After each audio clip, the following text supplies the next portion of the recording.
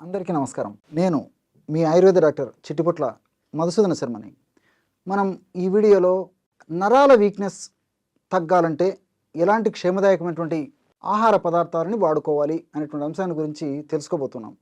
నరాల బలహీనత, nervous weakness ఈ రోజుల్లో చాలామంది అంటే ధనిక, పేద, స్త్రీ, పురుష, పెద్ద, చిన్న తారతమ్యం లేకుండా చాలామందిని వేధించేటువంటి అత్యంత సర్వసాధారణమైనటువంటి ఇబ్బంది పెట్టేటువంటి సమస్య నరాల బలహీనత. ఈ నరాల బలహీనత అనేటువంటి సమస్య కలిగేందుకు అనేక రకాలైనటువంటి ప్రధానమైనటువంటి కారణాలు. అంటే కొన్ని రకాలైనటువంటి వ్యాధుల్లో ఈ యొక్క సమస్య కలగవచ్చు. అంటే ఉదాహరణకి షుగర్ వ్యాధి వచ్చినటువంటి వాళ్ళలో ఈ నరాల బలహీనత ఉంటుంది. నీరసము, నిస్త్రణ, బడలిక ఇలాంటివన్నీ కూడా ఈ యొక్క నరాల బలహీనత సమస్య ఉన్నటువంటి వాళ్ళలో కలుగుతుంటాయి అన్నమాట. అదేవిధంగా బీపీ ఉన్నటువంటి సమస్య ఉన్నటువంటి వాళ్ళలో ఈ నరాల బలహీనత కలుగుతూ ఉంటుంది. పోషకాహార లోపం ఉన్నటువంటి వాళ్ళలో ఈ నరాల బలహీనత కలుగుతూ ఉంటుంది. ఇలా వివిధ రకాలైనటువంటి వ్యాధుల్లో ఈ యొక్క నరాల బలహీనత, నర్వస్ వీక్‌నెస్ కలుగుతుంటుంది అనమాట. అట్లే కొన్ని రకాలైనటువంటి ఆధునిక కృత్రిమ రసాయన ఔషధాలు తప్పని పరిస్థితుల్లో వాడవలసినటువంటి పరిస్థితి ఏర్పడినప్పుడు ఆ యొక్క ఔషధాలు వాడుకోవడం వల్ల ఔషధాల్లో భాగంగా సైడ్ ఎఫెక్ట్స్లో భాగంగా కూడా ఈ యొక్క నరాల బలహీనత, నర్వస్ వీక్‌నెస్ కలుగుతూ ఉంటుందన్నమాట. అట్లే దీనికి తోడు కొన్ని రకాలైనటువంటి మానసిక ఒత్తిడి వల్ల కొంతమందికి నర్వస్ వీక్‌నెస్ కలుగుతుంటుంది.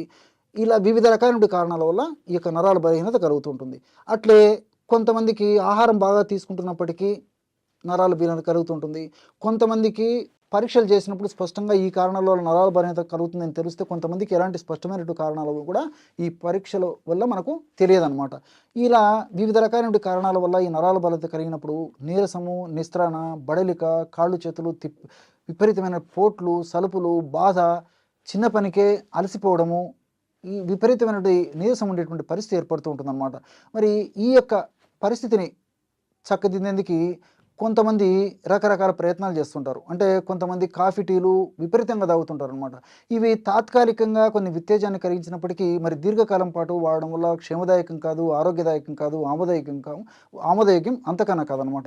మరికొంతమంది ఏం చేస్తారంటే నరాల బలహీనత తగ్గేందుకు విపరీతంగా స్వీట్స్ వాడుతుంటారు అనమాట.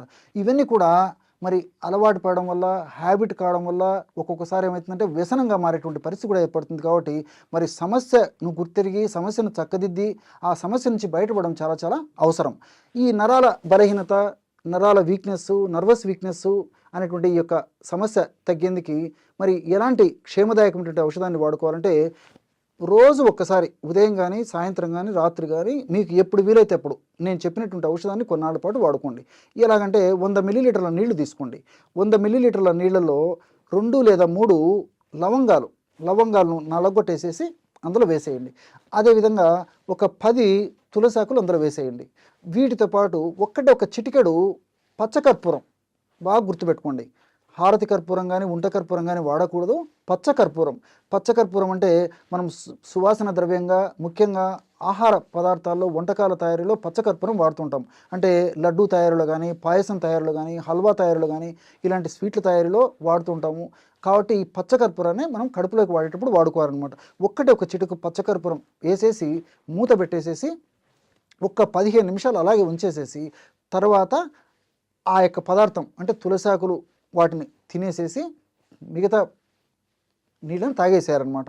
ఈ విధంగా చేయడం వల్ల ఈ నరాల బలహీనత, నర్వస్ వీక్‌నెస్, నీరసము, నిస్త్రణ, బడలిక ఇవన్నీ కూడా చాలా త్వరగా తగ్గేందుకు అవకాశం ఏర్పడుతుంది.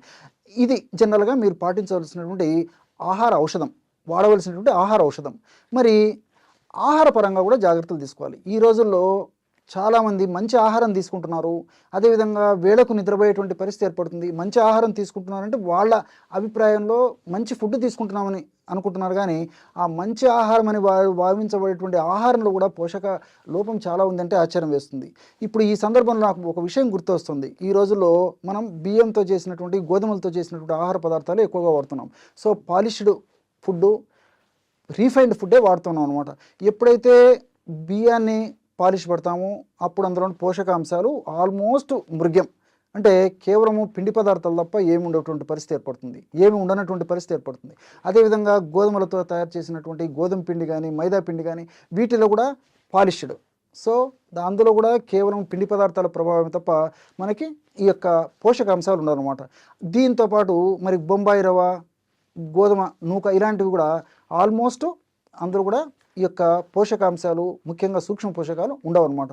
కాబట్టి మరి ఈ రోజుల్లో జాగ్రత్త పడడం కొంతమందికి సాధ్యం కాదు, ఎక్కువ శాతం మంది కూడా సాధ్యం కానటువంటి పరిస్థితి కూడా ఎదురైంది. కాబట్టి మరి వీలైనంత వరకు ముడి బియ్యంతో చేసినటువంటివి, ముడి గోధుమలతో చేసినటువంటి ఆహార పదార్థం తీసుకోవడం ద బెస్ట్ ప్రాసెస్, ప్రాక్టీస్ చేయడం మంచిది. తప్పని పరిస్థితుల్లో దీనికి ప్రత్యామ్నాయంగా ఏం చేస్తారంటే తవుడు.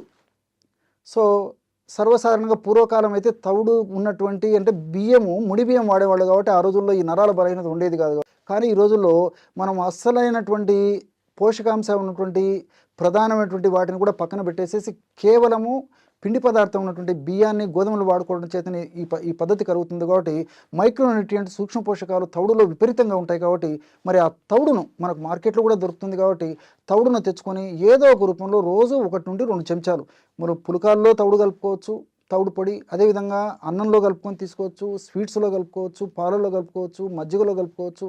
లేకపోతే తవుడు తర్వాత ఖర్జూరం కాస్త తేనె కలిపేసేసి ఉంటలాగా చేసుకొని రోజు ఒక ఉంట తీసుకోవచ్చు. ఇలా ఏదో ఒక పద్ధతిలో తవుడును వాడుకోవడం వల్ల ఇంచుమించు 40 రోజులు రెగ్యులర్గా వాడుకోవడం వల్లనే చాలా అద్భుతమైనటువంటి ఫలితాలు కలిగినట్లు చాలామంది ఫీడ్బ్యాక్ ద్వారా కూడా మాకు తెలుస్తుంది అనమాట.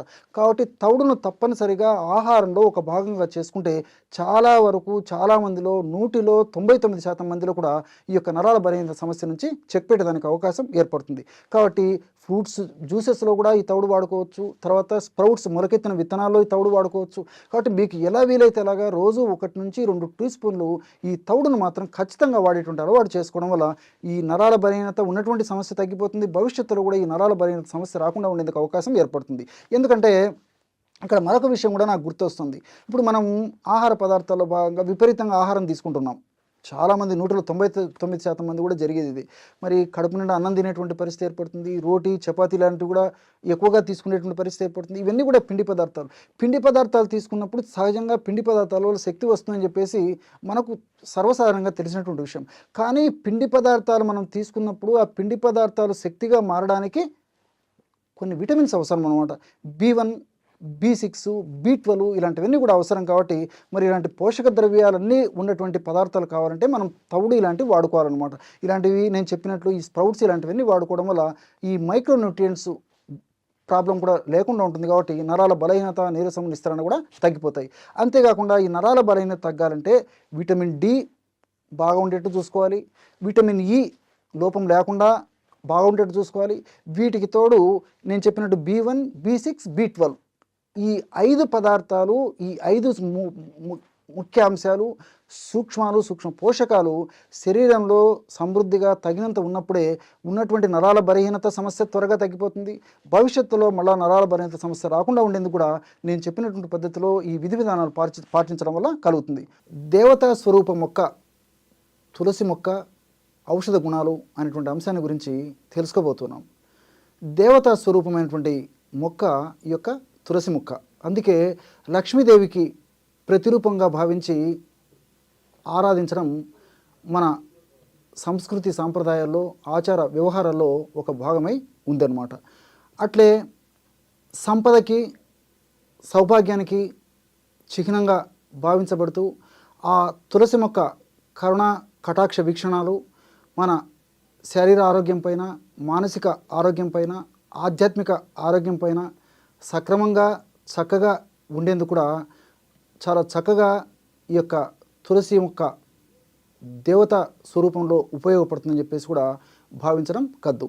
ఈ యొక్క తులసి మొక్కలో ఎన్నో రకాలైనటువంటి ఔషధ గుణాలు కూడా ఉన్నాయన్నమాట. అంటే ఆధ్యాత్మికమైనటువంటి పరంగానే కాకుండా అట్లే దైవాంశ సంభూతంగా భావించబడేటువంటి పరిస్థితే కాకుండా ఔషధంగా కూడా ఈ తులసి మొక్క చాలా అద్భుతంగా ఉపయోగపడేటువంటి పరిస్థితి ఉందన్నమాట. ఈ యొక్క తులసి మొక్క వివిధ రకాల వ్యాధుల్లో ఉపయోగపడుతుంది. అందుకే తులసి మొక్క గాలి తగిలినప్పటికీ ఆ గాలి యొక్క ప్రభావం చేత అనేక రకాలైనటువంటి క్రిమికీటకాదులు కూడా మన దేహాన్ని ఇబ్బంది పెట్టవనేటువంటి ధోరణితోనే, శాస్త్రీయ పరిజ్ఞానంతోనే మరి తులసి మొక్కను పెంచడం కూడా ఆచార వ్యవహారాల్లో ఒక భాగంగా చేయడం జరిగిందనమాట. అంటే అంత తులసి మొక్క గాలికి కూడా అంత శక్తి ఉండేటువంటి పరిస్థితి ఆ యొక్క దేవతా స్వరూపమైనటువంటి మొక్కకు ఉందన్నమాట. ఈ యొక్క తులసి మొక్క అనేక రకాలైన వ్యాధులకి ఔషధంగా ఉపయోగపడుతుంది. ఉదాహరణకి దగ్గు, జలుబు, ఆయాసము అంటే బ్రాంకైటిసు ఇలాంటి సమస్యలు ఉన్నప్పుడు ఈ యొక్క తులసి మొక్కను నేను చెప్పినటువంటి పద్ధతిలో సద్వినియోగం చేసుకోవడం వల్ల చాలా సమర్థవంతమైన ఫలితాలు కలుగుతాయి. ఎలాగంటే రోజు ఉదయం పరిగడుపున 200 మిల్లీలీటర్ల నీళ్లు ఒక పాత్రలో తీసుకొని అందులో 10 తులసాకులు, 10 మిరియాలు అంటే మిరియాలను ఒక 10 తీసుకొని నలగొట్టేసేసి అందులో వేసేసి ఒక 2 గ్రాములు అంటే చిన్నగా అంత ప్రమాణం అల్లం ముక్క శుభ్రం చేసేసి దంచేసేసి అందులో వేసేయాలి. అంటే 200 మిల్లీలీటర్ల నీళ్ళల్లో 10 తులసాకులు, నలగొట్టినటువంటి మిరియాలు ఒక 10 మిరియాలు తీసుకొని నలగొట్టి అందులో వేయాలి. అదేవిధంగా అల్లం ముక్కను కూడా నలగొట్టేసేసి అందులో వేసేయాలన్నమాట. ఆ విధంగా వేసి పొయ్యి మీద పెట్టేసి 100 మిల్లీలీటర్ల నీళ్లు మాత్రమే మిగిలేటట్లు మరిగించి దించి చల్లార్చి గోరువెచ్చగా ఉన్నప్పుడు వడగట్టేసేసి అందులో ఒక స్పూను తేనె కలిపేసి సేవిస్తుండాలి రోజు ఉదయం పూట. ఈ విధంగా క్రమం తప్పకుండా రోజు ఒక్కసారి ఈ యొక్క ఔషధాన్ని ఈ పద్ధతిలో వాడుకోవడం వల్ల చాలా సమర్థవంతమైన ఫలితాలు కలుగుతాయి. అంటే ఈ తులసి మొక్కకు ఉన్నటువంటి అద్భుతమైనటువంటి శక్తులు ఏమిటంటే యాంటీటసివ్గా పనిచేస్తుంది, యాంటీ హిస్టమిన్గా పనిచేస్తుంది, యాంటీ ఇన్ఫ్లమేటరీగా పనిచేస్తుంది, అదేవిధంగా యాంటీబయాటిక్గా పనిచేస్తుంది, యాంటీ ఫంగల్గా పనిచేస్తుంది, అదేవిధంగా యాంటీ వైరల్గా పనిచేస్తుంది. ఈ విధంగా అనేక రకాలైనటువంటి ఔషధ శక్తులు ఈ తులసి మొక్క దేవతా స్వరూపమైనటువంటి తులసి మొక్క సొంతం అన్నమాట. కాబట్టి ఈ సమస్య సర్వసాధారణంగా వ్యాధి నిరోధక శక్తి తక్కువగా ఉన్నటువంటి వాళ్ళలోనే ఈ సమస్య కూడా కలుగుతూ ఉంటుందన్నమాట. విపరీతమైనటువంటి అలర్జీ, తుమ్ములు, జలుబు, దగ్గు, ఆయాసము చాలా బాధపడుతుంటారు అనమాట. మరి ఈ వ్యాధి నిరోధక శక్తిని పెంచేందుకు కూడా ఇప్పుడు నేను చెప్పినటువంటి పద్ధతిలో ఔషధాన్ని వాడుకోవడం వల్ల ఉపయోగం కలుగుతుంది అనమాట. కాబట్టి ఈ యొక్క ఔషధాన్ని మరి దీర్ఘకాలం పాటు వాడినప్పటికీ అన్నీ మనకు సైడ్ బెనిఫిట్స్ ఉంటాయి, ఎలాంటి సైడ్ ఎఫెక్ట్స్ ఉండవు. క్రమక్రమంగా ఆ యొక్క సమస్య కూడా తగ్గిపోయి శాశ్వతంగా కూడా ఆ అలర్జీ నుంచి మనం చెక్ పెట్టవచ్చు అనమాట ఈ యొక్క పద్ధతిలో ఈ యొక్క ఔషధాన్ని వాడుకోవడం వల్ల. అట్లే మానసికమైనటువంటి ఒత్తిడి కానీ, మూర్ఛ, హిస్టీరియా, మెదడుకు సంబంధించినటువంటి వ్యాధులు, అదేవిధంగా ఈ పార్కిన్సన్స్ లాంటి వ్యాధులు, ఇలాంటి జబ్బులు ఉన్నప్పుడు కూడా మెదడుకు సంబంధించినటువంటి ఇలాంటి జబ్బులు ఉన్నప్పుడు కూడా తులసిని మనం సక్రమంగా సద్వినియోగం చేసుకోవడం వల్ల చాలా చక్కగా ఉపయోగపడుతుంది అనమాట. అంటే జ్ఞాపక శక్తి పెరిగేందుకు కూడా ఈ యొక్క తులసి మొక్కని ఇప్పుడు నేను చెప్పినటువంటి పద్ధతిలో సద్వినియోగం చేసుకోవడం వల్ల చాలా చక్కటి ఫలితం కలుగుతుంది. ఎలాగంటే 2 కొబ్బరి గిన్నెలు తీసుకోండి, ఎండినటువంటివి 2 కొబ్బరి గిన్నెలు బాగా నిదానంగా నోట్ చేసుకోండి, గమనించి నోట్ చేసుకోండి. 2 ఎండు కొబ్బరి గిన్నెలు తీసుకొని ఎండు కొబ్బరి గిన్నెల్లో తులసి ఆకులు వేసేయండి. అంటే కొబ్బరి గిన్నె ఎలా ఉంటుంది కదా, ఇందులో తులసి ఆకులు వేసేయండి. ఆ విధంగా ఆ కొబ్బరి గిన్నెల నిండా తులసాకులు వేసేసి పక్కన పెట్టేసేయండి ఆ తులసాకులని.